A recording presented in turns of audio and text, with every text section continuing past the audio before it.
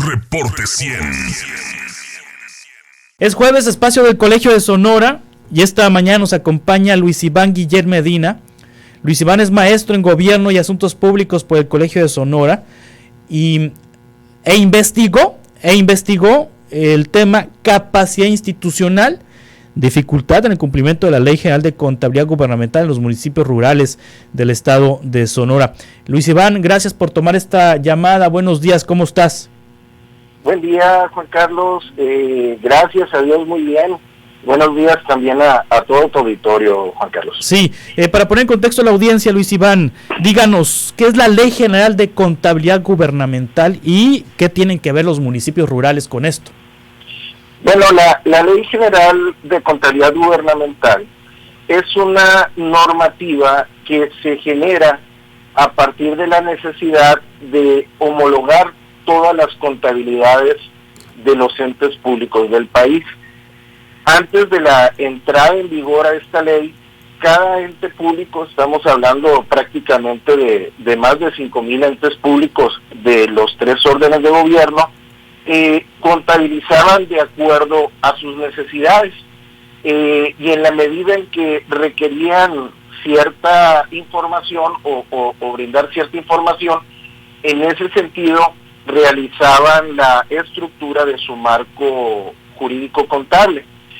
Sin embargo, pues esta situación dificultaba mucho la toma de decisiones, para empezar, porque si en Sonora estamos hablando de 72 municipios, pues era muy difícil tratar de equiparar en términos de un mismo idioma para tomar algún tipo de decisión contable administrativa para efecto del Estado. Sí.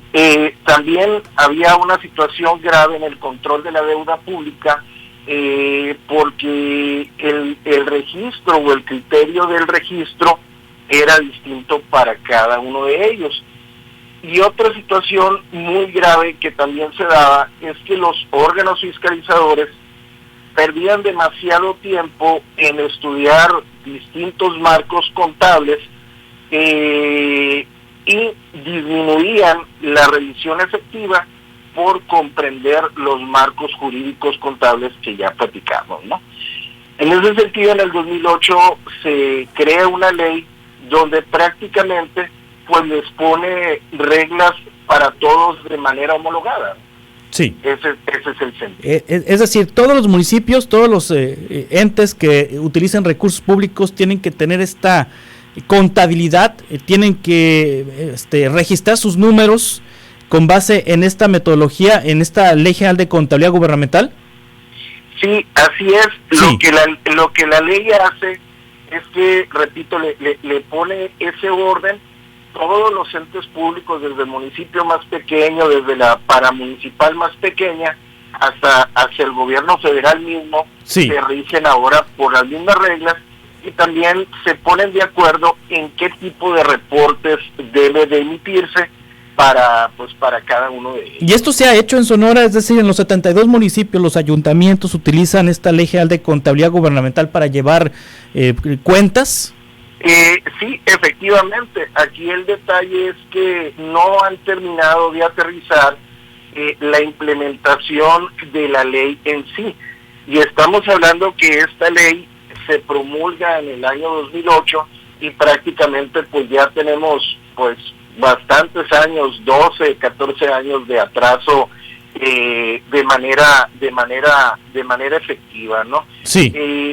Hay ciertas bases que tienen algunos municipios, y otros están, aunque sean municipios rurales, están armonizados prácticamente al 100%, hay de todo, ¿no? Sí, quien administre, quien lleve las finanzas de un municipio rural, tiene que tener conocimientos de contabilidad necesariamente, tiene que tener estudios profesionales, tiene que tener posgrado. ¿Qué herramientas académicas o qué perfil debe tener quienes manejen las finanzas en estos municipios rurales? Porque muchas veces, bueno, pues no se nombra a quienes cumplen con el perfil. Exactamente, acabas de comentar algo muy acertado. Lo ideal es de que fuera un profesional, un contador público, sí, ya que estamos hablando de registros contables. Aquí hay varias situaciones que dificultan esto.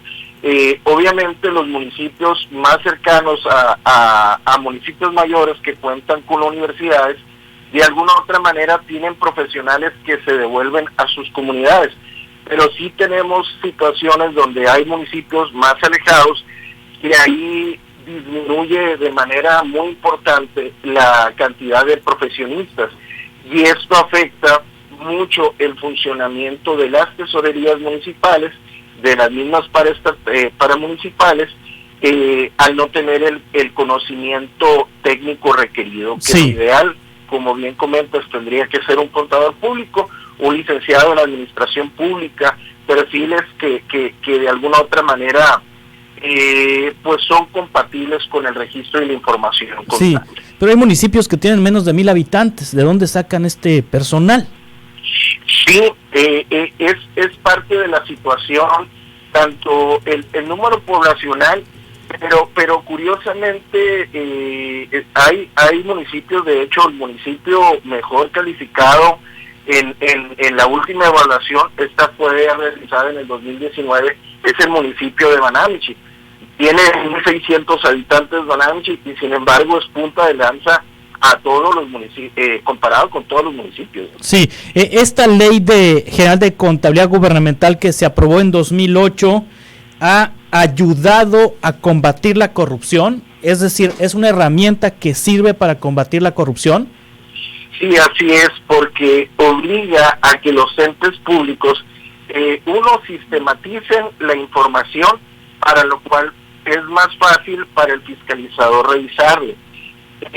Pero también obliga a transparentar los estados financieros, de tal manera que cualquier ciudadano interesado en el registro y sobre todo en la información contable de los municipios puede revisar su portal de transparencia y ahí lo encuentra. Sí. Entonces le ha dado ojos ciudadanos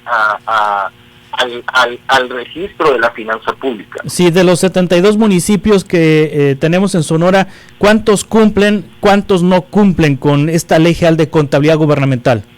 Pues es una situación bastante grave, ¿no?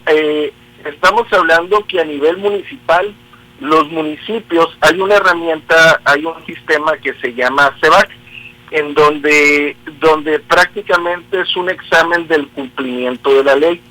Muy bien, el último termómetro, lo repetimos, se midió en el 2019, ya por pandemia no se mide, y apenas ahora, de hecho yo creo que en esta semana ya se inician las capacitaciones para volver a realizar este examen.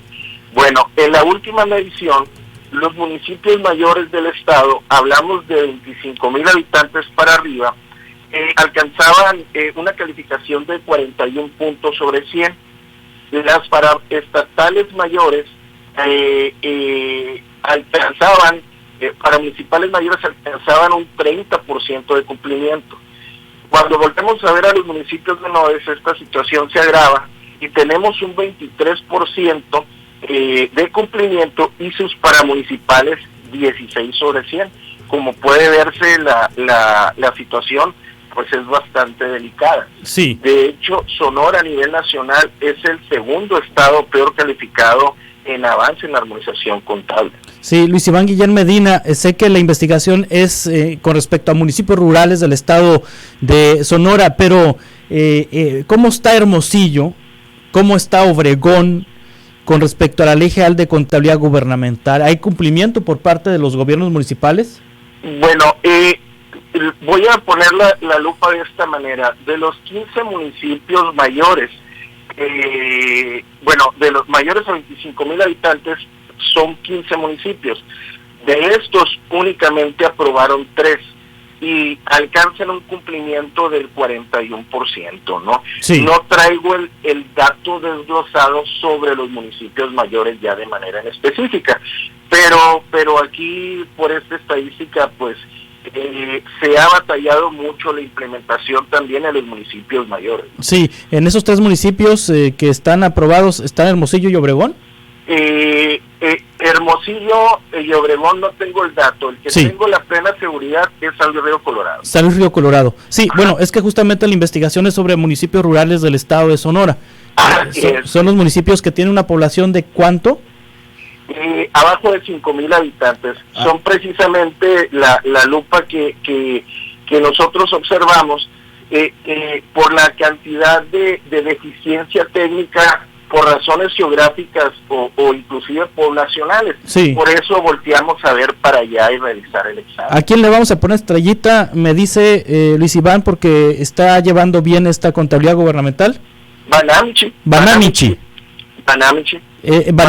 Sí. Alcanza un cumplimiento del 92%, ¿no? ¿Y qué hizo Banamichi para destacar? Básicamente la investigación lo que se hizo fue dividir el municipio en 3 partes. Uno, la parte micro, que evaluamos el nivel de recursos humanos, que tenía que ver con la cuestión del tipo de contratación de personal que se dedicaba al registro contable, pues dedicar el mayor tiempo posible, experiencia laboral, etcétera, ¿no?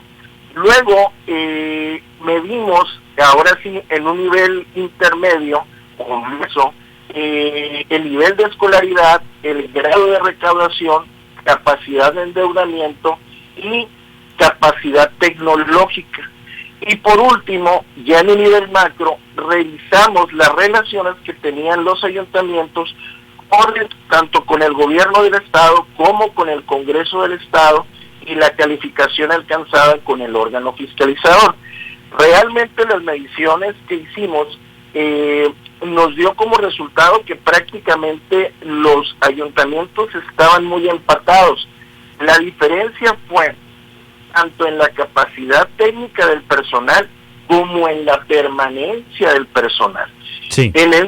¿Por qué? Porque los servidores públicos iban aprendiendo tanto de lo que había que informar, cómo le revisaban, cómo había que presentar la información, y en el caso de Banamichi, pues hizo el ajuste correcto al darle permanencia al personal y tener tanto a personas en Contraloría profesionistas como en la misma tesorería municipal. Esa fue la clave del éxito, Juan Carlos. Sí, finalmente, ¿cuál es el municipio peor evaluado? Pues mira, son varios, Hay, dentro de la medición que hicimos, prácticamente hay 6 municipios con 0 de calificación y con un promedio aprobatorio del 25%, ¿no? Hay municipios que ni siquiera presentaron información. Sí. Muy bien. No es uno solo, no son varios. Exacto. Luis Iván Guillén Medina, esta tesis de maestría, ¿dónde la podemos leer, consultar?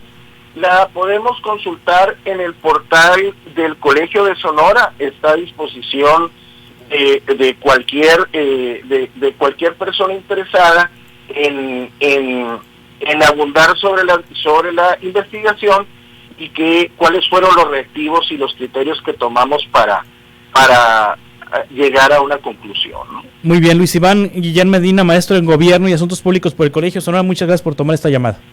Muchas gracias, te agradezco, Juan Carlos, agradezco al Colegio de Sonora y al doctor Víctor Peña, que tanto nos apoyó. Muchas gracias, Juan Carlos. Hasta pronto. Es el segmento del Colegio de Sonora de todos los jueves aquí en Reporte 100. Reporte 100.